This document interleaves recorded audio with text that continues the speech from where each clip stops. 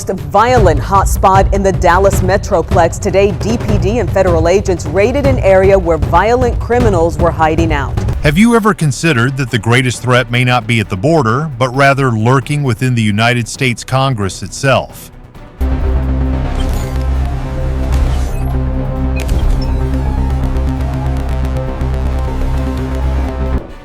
At 4:52 a.m. in Washington, D.C., a senior aide to the Speaker of the House was arrested, surrounded by 9.2 kilograms of methamphetamine, $1.2 million in counterfeit currency, and 18 gold bars concealed within the walls. In just a few hours, the nation uncovered a vast network of counterfeit money production, trafficking of goods, and illegal immigration, all of which had infiltrated the government undetected for 3 years. This is no ordinary crime, it's a systematic infiltration. Are you ready to uncover how deeply the truth has been concealed? Watch until the end to see just how far it goes.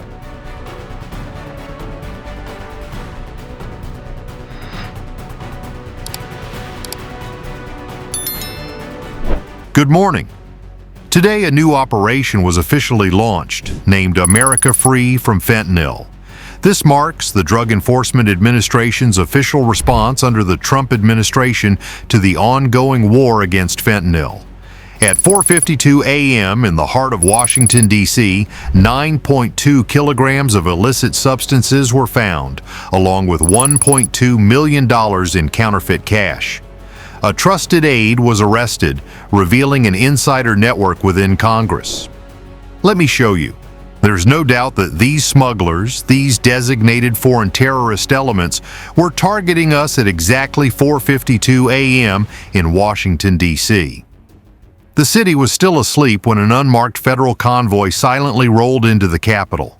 Armed FBI and ICE teams moved quietly through the darkened corridors of the House Office wing. Their target was the private office of Rebecca Monroe, the Speaker's senior aide. Monroe was trusted. She controlled schedules, budgets, and visitor access. She held the keys, the codes, and the clearances. No one ever suspected anything out of the ordinary behind her door. But when the agents broke through the reinforced lock, the shock was immediate. Inside a hidden wall safe, they found 9.2 kilograms of methamphetamine sealed in diplomatic-style pouches. Nearby, 3 unregistered firearms and 18 gold bars were stacked like bricks. Tucked beneath calendars were hidden ledgers, and travel forms were stamped at strange hours. Nothing in that room was part of the government. It wasn't an office at all. It was a command center. Drop an alarm comment to wake the public up. Hit like. More people need to see this. We are committed to delivering the safest nation this country has ever seen under President Trump's leadership, and today, that's exactly what we did, with unwavering resolve in a case of monumental public importance. As dawn broke over Washington, the Capitol was no longer calm. Inside the building, investigators moved from room to room like a silent swarm. Every desk was cleared, every drawer was opened, and every digital file bearing Rebecca Monroe's name was copied and secured. They were no longer searching for contraband. They were hunting the machinery behind her. What they uncovered wasn't chaos. It was precision.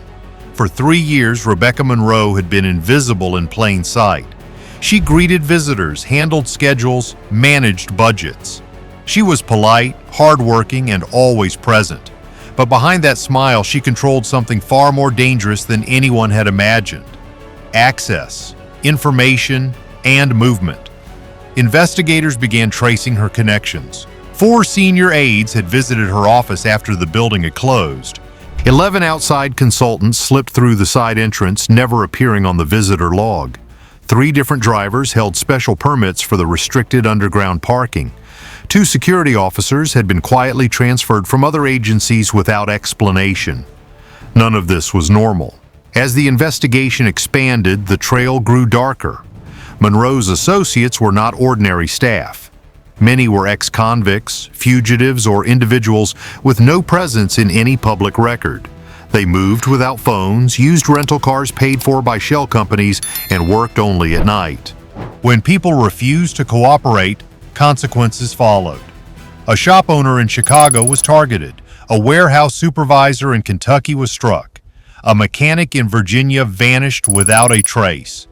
Fear silenced them. Silence bred compliance. The numbers told the rest. In the 3 years Monroe held her position, illegal immigration through her districts rose by more than 160%. Serious incidents doubled. Overdoses tripled. A network was spreading across the map and no one saw it taking shape. Methamphetamine has destroyed families. It has ruined lives. People overdose and die, and it happens every single day. But then the auditors found something else.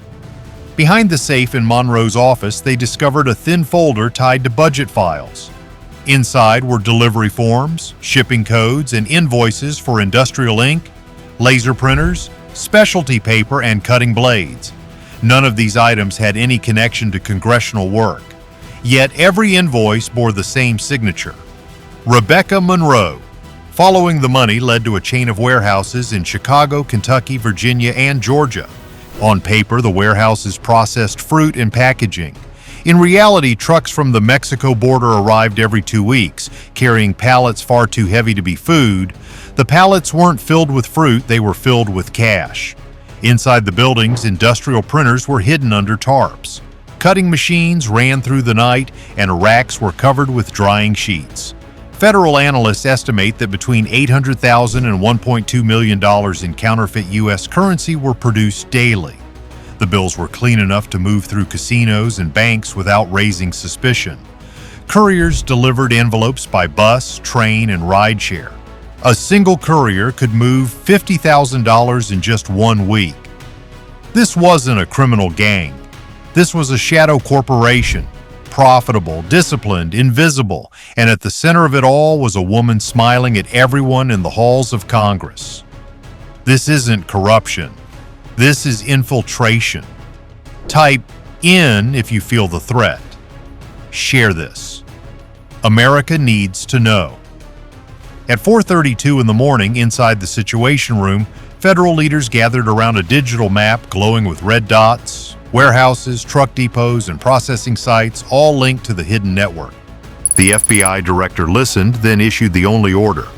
We hit every target at once. No warning, no escape. Arrest if possible. Contain the threat. No one argued. The decision was final. Minutes later, Operation Red Meridian went live. Helicopters rose into the darkness, armored vehicles rolled out, and snipers took their positions in Chicago, Kentucky, Richmond, and Louisville. Quiet streets concealed the coming storm. At 4:58 a.m. in a Chicago industrial district, federal teams closed in on a refrigerated truck facility registered as a fruit distribution company. Inside, it was freezing cold, engines idling and fog swirling around towering rows of pallets. The first shots rang out from deep inside the warehouse. Flashbangs answered, lighting up the aisles with blinding white blast, sending echoes ricocheting off the steel beams overhead. A forklift charged the entry team, trying to block their path, but a sniper outside fired once, shredding the front tire and sending the machine spinning sideways until it crashed to a halt. In Kentucky, agents breached a building marked as a fruit processing plant. Instead of produce, they found long tables covered with freshly cut sheets and specialized printers hidden under tarps. The heavy smell of ink filled the air. Workers scrambled for ceiling vents when they heard the boots on the floor, but they were pulled down swiftly and restrained. The room was filled with drying racks covered in counterfeit bills that looked real enough to fool most banks with a quick glance. Richmond proved to be the deadliest sight. A warehouse near the rail yard erupted in gunfire the moment agents breached the door. Rounds slammed into shields, sparks flew off the metal walls, and a grenade rolled across the concrete floor. A swift boot kicked it behind a heavy crate just seconds before it detonated. When the smoke cleared, armed men lay face down and the printers continued running as if nothing had happened. In Louisville, a convoy of vans tried to escape down a side street, but U.S. Marshals blocked both ends with armored SUVs. Drivers floored it, engines roaring and tires screeching. Yet within 30 seconds, every door was open. Weapons were dropped, and suspects were face down on the pavement in handcuffs. As dawn broke, 4 cities were locked down. Evidence trucks filled with pallets of counterfeit cash Printing equipment, chemicals, burner phones, and hard drives rolled out. The radio carried only one message: Phase 1 successful. Phase 2 incoming. What you're about to see next looks like a battlefield. Type ready in the comments. As the sun rose over the four cities, the scene appeared almost calm from a distance. Snow on rooftops, steam rising from vents, the soft glow of morning traffic. But beneath that tranquil surface, entire districts had been sealed under federal control. The streets were blocked by armored vehicles. Helicopters hovered low over industrial roofs. Evidence teams in white suits moved between buildings, carrying sealed bins and digital equipment. Phase 1 of the raid was over. Phase 2, analysis, had begun. Inside a repurposed aircraft hangar on the edge of Chicago, federal agents set up a command center. Truck after truck pulled into the bay, unloading pallets, boxes, and plastic tubs filled with evidence. Tables stretched across the vast floor, piled with industrial printers, cutters, vacuum sealers, stacks of specialty paper, and thousands of counterfeit bills drying on racks. If one congressional aide could hide 9.2 kilograms of methamphetamine inside the wall for 3 years, how many others do you think are doing the exact same thing right now? There were drums of chemicals stamped with Mexican export codes. Tools, templates, routers, encrypted phones, and laptops still logged into communication channels were scattered across the floor. The sheer volume of the evidence shocked even the most seasoned investigators. This wasn't the remnants of some small-time operation. It looked like the inner workings of a factory running at full capacity. Analysts began sorting through the evidence. One team focused on the digital material, dumping phones, decrypting messages, and reconstructing network traffic from routers and hard drives.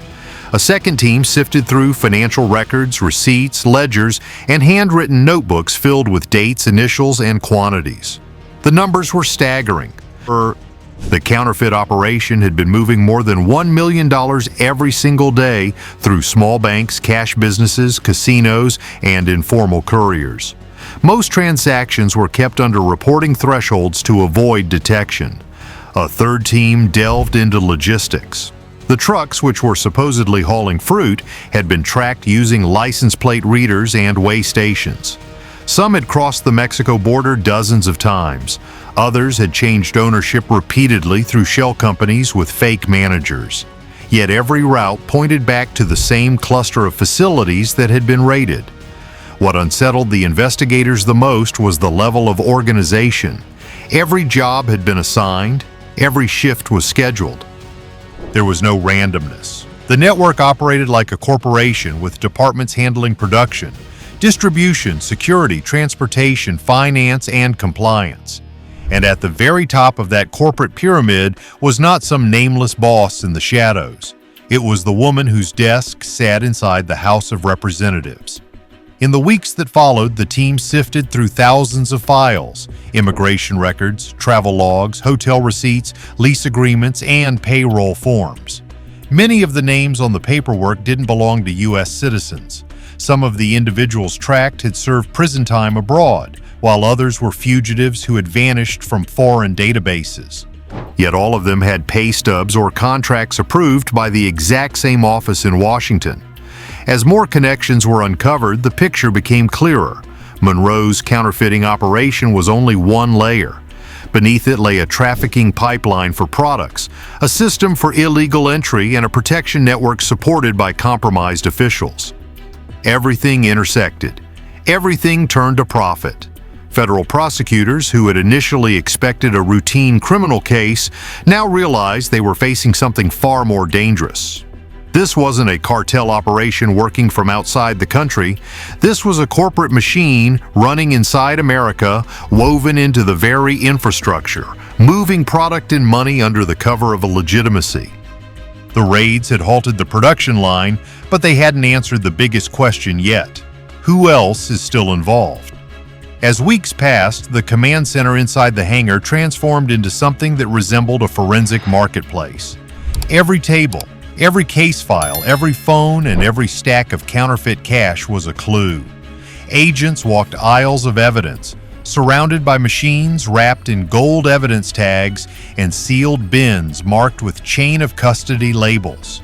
The scale was overwhelming. The deeper they dug, the more they realized that what had been operating on American soil wasn't accidental or random. It was engineered. A joint briefing was scheduled for federal prosecutors, economic advisors, and representatives from the Treasury. Across the long wall, analysts projected the graphs. The lines were anything but subtle. They spiked sharply over short periods: overdoses, serious incidents, immigration surges, cash anomalies, counterfeit detections. Every line began climbing the moment Rebecca Monroe took her position. It wasn't coincidence, it was causation. A senior Treasury official spoke first. His voice was steady, but each word carried weight. He explained that the counterfeit operation didn't just flood cities with fake money, it was poisoning the banking system. Small banks had unknowingly accepted counterfeit bills and deposits, and casinos and cash service businesses had passed them on. As those counterfeit bills moved into larger banks, they blended with genuine currency. The problem wasn't limited to criminal profits, it was systemic risk. For every $1 million in counterfeit circulating, he said, pointing at the chart, the economic damage could reach 20 to 30 million. And if this network had been allowed to run for 2 or 3 more years, the losses could hit billions, not millions. Billions. Silence followed. The numbers weren't abstract. They represented trust, confidence, and stability. When banks can no longer guarantee the value of physical cash, the economy begins to shake. Merchants stop accepting cash. Depositors grow nervous. Investors move money. It only takes a small crack for fear to spread. The room didn't need a history lesson. Many nations have collapsed due to currency failure before, but America had never faced that threat from within its own government offices. At first, investigators treated the network as mere smuggling and corruption. Now they understood its true nature, a silent financial war designed to destabilize society from the inside. The human toll was undeniable. Overdose deaths tripled, violence surged, and once peaceful neighborhoods were consumed by looting and fear. Phase 1 had been dismantled, but Phase 2, the hunt for every remaining piece, was only beginning.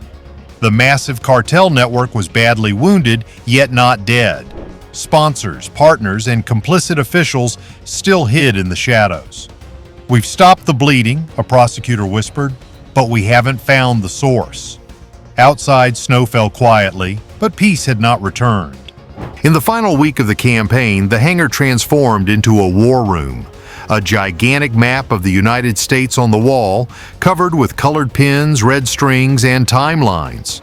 What began as isolated dots, Washington, D.C., Chicago, Kentucky, Richmond, Louisville, quickly revealed a deliberate design. The routes followed state lines, distribution hubs nestled near rail yards, and cash drop points clustered around banks and casinos. Everything was positioned for maximum efficiency and minimum oversight, less like a criminal gang and more like hidden infrastructure. Digging deeper, agents uncovered dozens of new names: illegal foreign nationals, suddenly wealthy Americans with clean records, warehouse owners, shift supervisors, and bank tellers who never asked questions. The network wasn't random. It had been systematically built.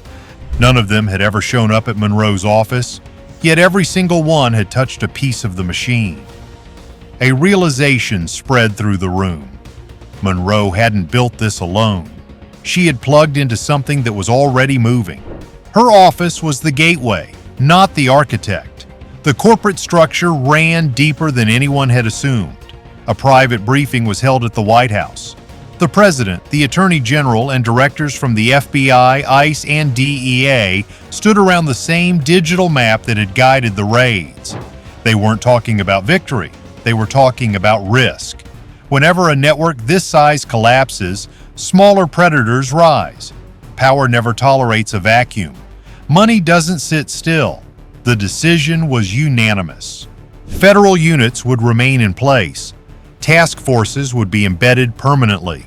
The operation wasn't over. It had simply shifted in shape.